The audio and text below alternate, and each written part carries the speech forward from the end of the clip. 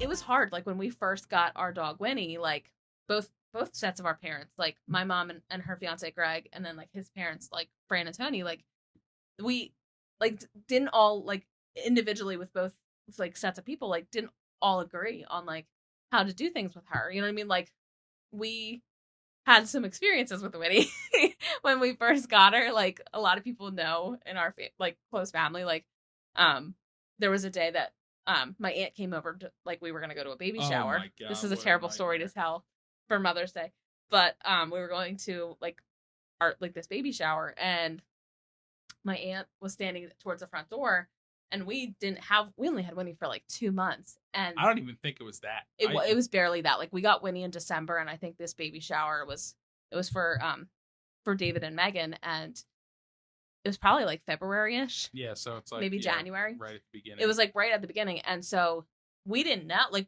Winnie never didn't give us a problem at that point yet. But what happened was Winnie like popped at the screen door and it opened, and she bolted out the door and went down the street.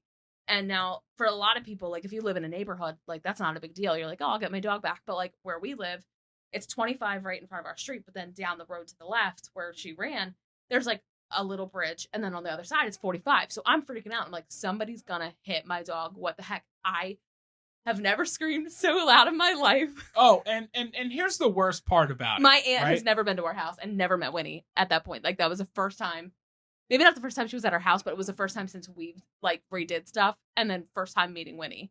So it was like super traumatic. She freaks out. But when I tell you, like Becca started screaming like bloody murder. Bloody murder. Do you remember that scene in Halloween, like the original one, where Jamie Lee Curtis is running through the streets and she's like, "Somebody help me!" And she's like freaking out because Michael Myers like broke into their house, and she's like literally losing her shit. That was Becca that day. The problem with that is that my fat ass can't keep up with her. So she's sprinting down the street and I'm screaming. And I'm so loud. Running, trying Neighbors to were haul out. ass, trying to catch up with my fucking dog, and can't breathe. But everybody that's like outside is thinking that I'm like chasing her now. Like I'm stalking her down to murder her. Now, thankfully, we have like the best neighbors ever. Like our neighbor Madison, she heard me from her upstairs bedroom window screaming. She immediately came down, like yelled to her mom. Her boyfriend, like Madison's boyfriend, was over too. Her mom, Mallory, jumped in the car, was right down the street. Nate was like, I don't know if Nate was in front of her or behind her or whatever. There was a point in time, like you have to remember, like this was all happening so fast. Madison ran to like come and like meet up with me to check on me and like talk me off the ledge. My Madison's Aunt Chas, a lot faster than I am. Yeah, my Aunt Chas also like jumped in the car, went down the street. Nate blocked the street with his truck, and I freaked out because I didn't know he had done that. And so we see all these cars are lined up, and I'm like, somebody hit my fucking dog. I'm gonna like lose my shit. And don't you know it? 2 seconds later, Mallory has Winnie in the backseat of her car. Mallory is our neighbor. It's all good. But my aunt doesn't know Mallory, so she's like, "Give me that dog! That's my niece's dog!" Screaming, like freaking out, like yelling at our neighbor. She's like, "Give me that fucking dog!" And then Mallory's like, "We're her neighbor. Like it's all good. Like we're fine. We're like, it's all good." Oh my god, it was terrifying. And then meanwhile, I'm like 10 feet from our house, like yeah, like my aunt picks him up on the street. I jump in with Mallory. We drive back. It was like freaking awful. I threw up a couple times. If you've ever lost a dog or if a dog has ever ran on you, it is like the worst feeling because like they're not human, so they don't understand you, and when you're yelling at them, they just keep running. Well, Winnie thought it was a game too. Like I was like, "Yo, get back here," and she was like, "Yeah, okay, buddy." But it was also like she didn't know us enough yet. Like had she known us and we were like, "No, get your ass over here," I bet you it would have been better. But like she didn't know us that well yet, so she's like, "You're a stranger danger. Get the hell out of here," you know. Mm-hmm. But somebody like Mallory shook treats, and she's like, "Oh, cool, let's be best friends." Yeah, well, you know? She had food. Yeah, exactly. But we didn't. So so that happened.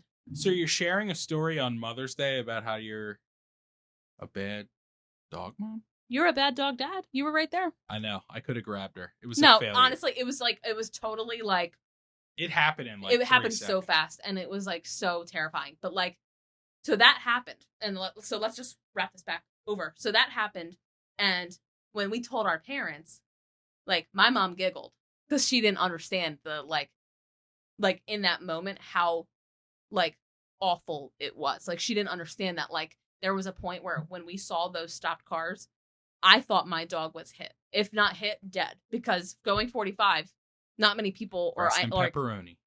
Yeah, seriously. And then his parents, like, I don't, like, they were nervous. They were more freaking out about Nick because Nick, like, freaked out. Like part of this story, I'm not supposed to say, like, I'm sorry. Part of this story, like, part of the story, Nick comes back to the house. He goes upstairs, throws up because he was freaking out so bad. My aunt, who, like, barely ever drinks, cracks a beer. We still go to the baby shower. She walks right in. She goes, Nick, do you have anything alcoholic in this house? I'm like, yes, I do. And then like, we felt bad because, like, this is such a big deal. Like, this part of my family, like, you know, having a new baby is so important and so exciting. And, you know, this family member, like, seeing them grow together and create a family was such a big deal and so exciting. It wasn't a question whether or not we were going, but, like, for a second we were like, oh my God, do we have to go to a baby shower now? And, like, communicate with people and socialize, like, because we went through a traumatic experience. I was sweating, my aunt was sweating, it was crazy. And then literally 5 seconds later, my other cousin walks in the door and is like, hey guys, what's up? Like, Matthew's like, yo, what's going on? Yeah. And we're like, and he's like, what? The most athletic person in the world. He's like, oh, I could have called her. And we're like, you weren't here 20 minutes ago. Yeah. Shut up. So, I mean, it was crazy.